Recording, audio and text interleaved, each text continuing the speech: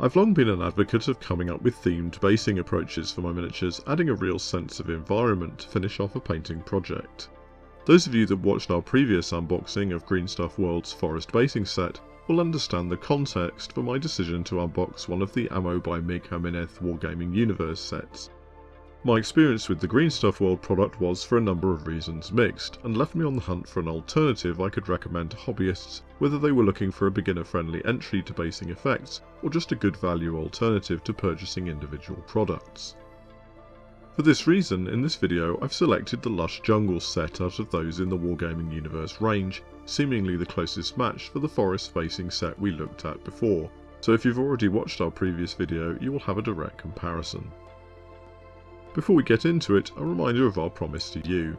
We take our responsibility for providing you with an independent perspective on this sort of product very seriously, and so we will always tell you if we are or have been sponsored by a company whose products we are using in a video.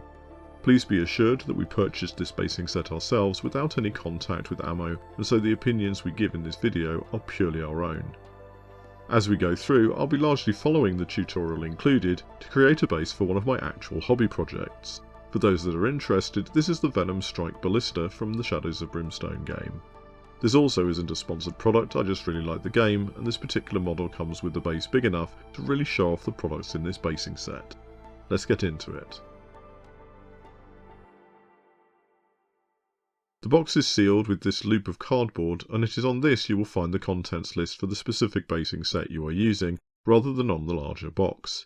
Inside, the majority of components are protected in robust foam, giving some confidence that they will not be damaged in transport. The first component, which takes up the full footprint of the box, is the glossy tutorial book. For reasons I hope are obvious, I won't show every page in detail, however this booklet provides 2 examples of basing outcomes that can be reached with the components in the box in 3 languages. I appreciate the large full colour photos and step-by-step approach, but my sense is that the instructions could have been a bit more detailed for newcomers and those less familiar with enamels and oils. The descriptions of the products sometimes hint at how they should be used, for example using odourless thinner to clear enamel from your brushes, and there is a double page on enamel products specifically. However, even this leaves out key details such as how long to leave enamels before applying varnish products, even though varnish is specifically mentioned. The tutorials are also quite sparse on detail. Instructions such as pigment colours we use to weather the lower areas of the miniatures have little meaning to a newcomer to the hobby, or veterans for that matter, and I found I derived more from the product video on Ammo's YouTube channel rather than the booklet's brief instructions. Additionally, the 2 examples given create quite similar results, rather than a sense of the range of possibilities the products provide. Moving on to the products, the box provides a decent sized tub of vignettes acrylic in Vietnam earth colour, which has quite an orangey tone and will form the basic texture for your base. This behaves like most other texture pastes I've used, best applied with a palette knife and certainly not your most precious brushes. As a result, you won't need to have sand or other ground texture available before you start. As long as you have a blank base, you can start to use the box contents straight away. The paste does need quite some time to dry, but is then durable enough to withstand gaming. Slimy Grime Dark Nature Effects is an enamel based wash, fairly concentrated, that can be used to add an algae-like green tone to your bases and miniatures. The application approach seems to be to apply this in its concentrated form to spots around the base, and then use the enamel odourless thinner also provided to thin nature effects on the model itself. The thinner will also be used to clean the enamel from your brush when you have finished. Dark brown enamel wash, marked for green vehicles, gives a variation to the grime colour and appears to need much less thinning, if any, when applied. I'm being a bit more sparse than the tutorial suggests here so that you can get a sense of the different tones provided. The oil brusher in field green is an interesting product, a ready-to-go oil with dedicated brush applicator to make the product quick and convenient. Like the enamel washes, a little thinner could be used to blend this in with the texture paint and other washes.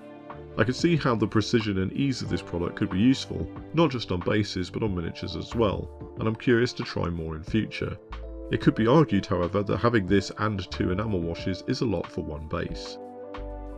Moving on from washes, the box contains 2 different shades of moss, the first in this quite dark deep forest shade, whilst the other is a more vibrant shade called Tropical Creeper. It provides a nice alternative to a lot of the grass products available elsewhere, simulating moss coverage. Ammo recommends their Ultra Glue to apply the moss, but but this is not included in the box, and the normal PVA glue I used seemed to work fine. You could use the shades individually to show a variation of moss patches, but I also felt mixing the two shades together was very effective as well. The tutorial uses the moss purely for ground cover, but there's clearly potential to apply them to tree stumps or stones or even parts of your miniatures to show where moss has spread. I think this product would even work well to represent grass on smaller scale miniatures where realistic grass effects can be tricky to achieve. Overall, I really like the effect of these products and will definitely be using them for future projects. It is at this point that the tutorial suggests adding the miniatures to the base using superglue, which is not included in the box but will be readily available to most hobbyists. I normally pin models to bases if I'm not using plastic glue for extra security, but I didn't want to risk my drill piece by drilling through the solid texture paste, and the uneven surface means that a good contact point for superglue is far from guaranteed. I decided to add some more texture paste around areas such as the wheels, unifying the models with the base and hopefully reinforcing the glue to prevent damage during gameplay. Once this had dried, I used the enamel wash from the previous step to blend this into the effects already on the base. I also applied some of the modelling pigment, supplied in Vietnam Earth Colour, around the wheels of the ballista to further blend the miniature with its environment. There is no pigment fixer included, but the instructions suggest using the odourless thinner instead. This is another area where the instructions in the booklet are not especially clear for someone like me that has limited experience using pigments. I tried applying this over areas damp with thinner, as well as applying a drop of thinner afterwards, with no real idea whether either was quite right. I do like the chalky effect of pigments, but always worry about their longer term staying power, and I'm unsure what will happen when I finally varnish the model, all of which would have been useful information to be included in the booklet. In an unusual moment of surprise whilst unboxing a product with a clearly displayed contents list, I discovered my set had a small packing error. The box is supposed to contain 3 types of paper plant, specifically ferns, jungle leaves and the Jungle Leaves version 2 product. However, in my box this last set was substituted with marsh marigold. I didn't necessarily mind this as it provides a bit more variation to the box contents and indeed a splash of colour, but this final product didn't seem as appropriate for the jungle theme of the base. Either that or I didn't fancy gluing tiny yellow flowers to tiny paper stems. You be the judge. In theory, the vegetation is a great way to add realistic scaled foliage to the base, but I had real difficulty removing the leaves from the sheets intact and applying them to the base. My technique here probably isn't the best. I'm sure some of you will say I should have used a sharp craft knife to cut the leaves free. And to that I say, are you crazy? Do you have any idea how much time it would have taken to do that? But of course the downside of my approach is that it was impossible to remove the connected ferns intact, and I rapidly gave up trying, settling for getting mostly intact fern leaves. The tutorial recommends superglue to apply the leaves. It's possible liquid superglue would have been better for this than gel, but no superglue is included in the box, so I used what I had to hand. As you can see, what ensued was a lot of clumsy efforts to get the leaves stuck in a realistic way. My tweezers struggled to hold on to these fragile leaves, and some of the larger leaves felt out of scale with the miniature despite the tutorial asserting that they are perfect for any scale.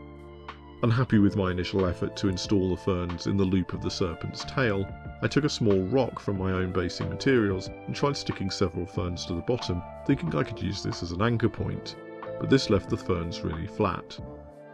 I tried using smaller vines from the Jungle Leaves set, which were even more delicate and difficult to extract from their sheets, but this didn't matter so much as the small pieces were perfectly usable. I'd finally tried layering a few ferns, which seemed to work better, but honestly I still wasn't entirely satisfied with the look. I feel bad for coming to this conclusion, as I didn't use the equivalent products from Green Stuff World's basing set, but honestly I didn't have a lot of fun using the vegetation included. It was far from the quick final step I was hoping for, and I really struggled to pose the leaves realistically. Perhaps further attempts or greater patience would improve my skill. Let me know in the comments if you've used this product and enjoyed it. The final product included is Lucky Gloss Varnish, which the booklet suggests be used to create puddles of water on the base. As much as gloss varnish is useful to have around, I wasn't overwhelmed by the final effect of this step. I should be clear that, as far as I can see, Ammo does not promote this product as perfect for beginners, either on the product itself or on its website. However, it still seems a reasonable question to ask, particularly as the sort of one-stop shop approach offered by this kind of set will be particularly appealing to beginners. I think an argument could be made that the products contained within this box are unlikely to be first choices for many hobbyists. In my experience, many hobbyists start with acrylics and transition to options such as oils and enamels at a later point due to their being perceived as higher skill mediums. In reality, you need help and instruction to use any tool effectively, and I don't think there's anything about pigments or oil washes that is inherently less beginner friendly. The booklet provided with this set gives some basic information about how the enamels and oils should be used, and even comments briefly as to how they will feel different to the acrylics that hobbyists may be more familiar with. That said, the Ammo YouTube channel provides further resources to support this learning, and I found this a lot more helpful than the booklet itself. On the upside, with the possible exception of glue, the box really does contain everything you need to go from a blank base to something that resembles the images in the tutorial, and takes you through every step. It's a relatively involved process for a beginner basing tutorial, but I don't really see a reason why less experienced hobbyists couldn't try and be pleasantly surprised with the effects they could achieve with this set. Indeed, this was my first experience of using oils, and I left the experience keen to try such products in future. In short, whilst this might not be the set I'd buy for an absolute beginner to the hobby, I don't think you need to wait until you consider yourself an expert modeller to give this set a try. One of the key reasons you might choose to shell out for a collection of products in one go is surely its value for money in comparison to buying the products individually. Unfortunately, this is where the story of this basing set starts to totally and incomprehensibly unravel.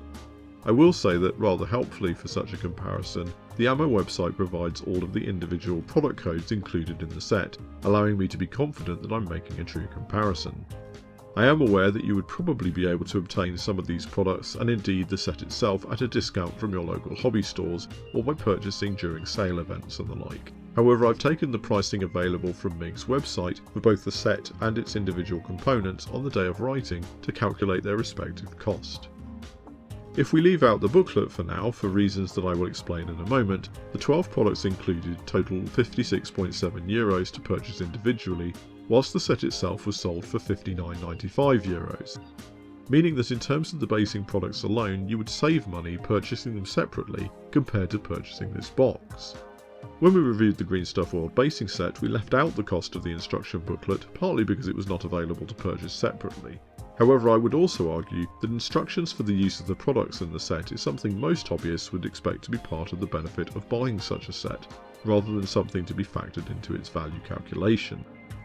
It is also notable that you can obtain arguably more detailed tips and explanations on how to use most products via the Ammo YouTube channel, including a video on this specific box set, which pretty much covers the first of the two tutorials in the booklet.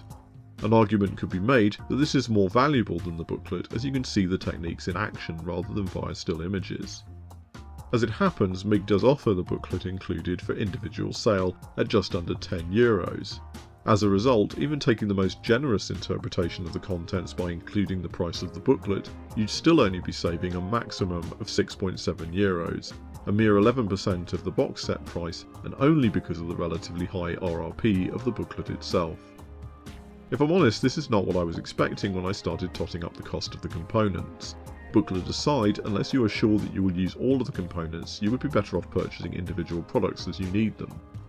Decide not to purchase one of the 2 mosses or one of the 3 types of foliage, and you've immediately made a saving compared with the box. When I purchased this box set, I had hoped it would provide a really positive alternative to the Green Stuff World set we reviewed previously, a happy ending, if you will, to the story we started in that video. The reality has proven much more complicated. This is a very different product to the one we reviewed previously.